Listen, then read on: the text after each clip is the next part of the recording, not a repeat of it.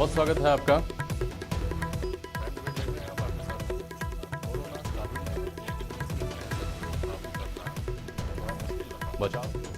बचाव के लिए मास्क पहनने, सैनिटाइजर इस्तेमाल करने, पब्लिक प्लेसेस पर जाना अवॉइड करने जैसी जो सलाहें दी गई हैं, उनका एक असर यह भी हुआ है कि एक भय घर कर गया है, ख़ासतौर पर स्कूली बच्चों में। खबरों में ये सुनने के बाद कि कुछ राज्यों में स्कूलों की छुट्टियां कर दी गई हैं और स्कूलों द्वारा मास्क सैनिटाइजर ज़रूरी कर दिए जाने के बाद बच्चे सहमे हुए हैं, जबकि डॉक्टर कहते हैं कि घबराने की कोई बात ही नहीं है। कोरोना आया ज़रूर है, लेकिन इतना नहीं फैला है कि उससे आम आदमी को डरने की ज़रूरत हो। मामले को लेकर किसी तरह की राजनीति नहीं है। मुख्यमंत्री और स्वास्थ्य मंत्री खुद मामले की लगातार मॉनिटरिंग कर रहे हैं और चिकित्सा क्षेत्र के जिम्मेदार लोगों का दावा भी यही है कि कोरोना आया है, लेकिन हम इस स्थिति में हैं कि इस पर पार पा लें।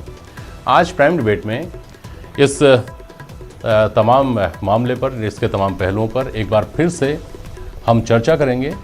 कोरोना का डर खुद कोरोना से कहीं ज़्यादा खतरनाक बनता दिख रहा है, इसलिए आज हम एक बार फिर से इसको चर्चा में लेकर आए हैं और इन सवालों के हवाले से हम बात करेंगे कि आम आदमी के मन में कोरोना का जो डर बैठ गया है वो कैसे दूर हो।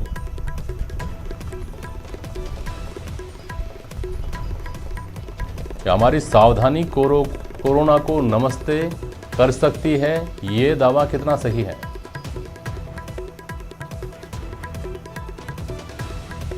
और कोरोना से ज्यादा जरूरी अफवाहों का इलाज है। कैसे हो अफवाहों का इलाज?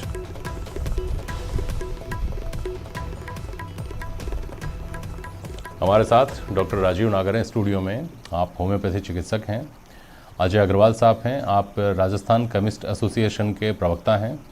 हमारे संवाददाता महेश दादीज, जो शिक्षा जगत को कवर करते हैं और बारीकी से इस मामले पर नज़र रखे हैं, वो भी हमारे साथ जुड़े हुए हैं और एक्सपर्ट हमारे साथ जुड़ेंगे। बहुत स्वागत है आप दोनों का।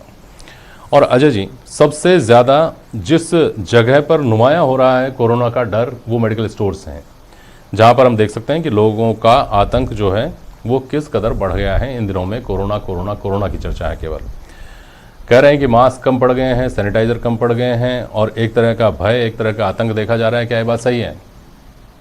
मैं आपके चैनल के माध्यम से बताना चाहता हूं कि ऐसी कोई बात नहीं है कि जिससे कोरोना का इतना भय हो रहा है कि ये बहुत ज़्यादा फैल रहा है। हाँ।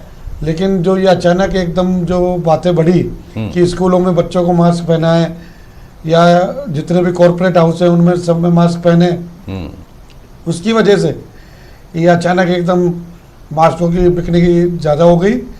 लेकिन सरकार द्वारा हमारे राज्य के मुख्यमंत्री गहलोत साहब, चिकित्सा मंत्री रघु शर्मा जी समय समय पे इस चीज़ की मीटिंग कर रहे हैं कि भी एक भी मास्क नहीं रहना चाहिए और किसी भी परिजन को, जो भी बीमार का परिजन है, उसको वो मास्क उपलब्ध हो।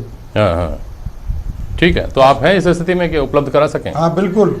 लेकिन कहा यह जा रहा है कि मास्क कम पड़ गए हैं। इस बीमारी के लिए एक मास्क आता है जो N95 है। हाँ। जिसकी जरूर थोड़ी बाजार में कम उपलब्धता है। हाँ, जिसकी वजह क्या है? उसकी वजह कम ही रहता है या अभी इन दिनों में कम पड़ गया है? इन दिनों में कम पड़ गया क्योंकि इतनी के बाजार में मांग नहीं थी। हाँ। और कंपनियों को ऑर्डर दे दिए गए, हमारी यूनियन द्वारा, हमारे केमिस्ट एसोसिएशन द्वारा। हाँ। 1-2 रोज में वो पूर्ति कर दी जाएगी।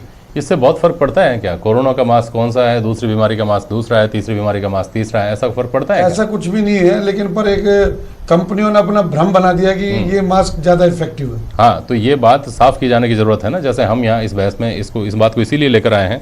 इसी तरह केमिस्ट एसोसिएशन के आपके लोग हैं, क्या वो इसमें भूमिका नहीं निभा सकते? लोगों को ये समझाएं कि इससे कोई फर्क नहीं पड़ता। आप कोरोना का मास्क, कोई कोरोना अभी जब पैदा हुआ है उससे पहले के मास्क तो लोगों के पास स्टॉक में पड़े हुए हैं, तो कोरोना का कोई पर्टिकुलर मास्क नहीं होता है। लोगों में अगर ये समझ आ गई तो वैसे ही ये समस्या दूर हो जाएगी। वो इसीलिए जो आपने बहस की है, बधाई के लिए आप भी बहुत पात्र हैं, क्योंकि N95 का मास्क का इतना असर नहीं है। वो तो सभी मास्क उतना ही रोकेंगे जितना आम मास्क रोक रहे हैं और N95 रोक रहा है। तो मेरा भी सभी जनता से यही आग्रह है, इस बीमारी के लिए सब सहयोग करें और ऐसा कोई डरने की बात नहीं है, कोई भयभीत होने की बात नहीं है। सरकार आपके साथ खड़ी है। चिकित्सा मंत्री बार बार इस चीज़ को कह रहे हैं कि इस बीमारी को नमस्ते करिए। हाँ। और इसलिए सभी लोग इसमें सहयोग करें।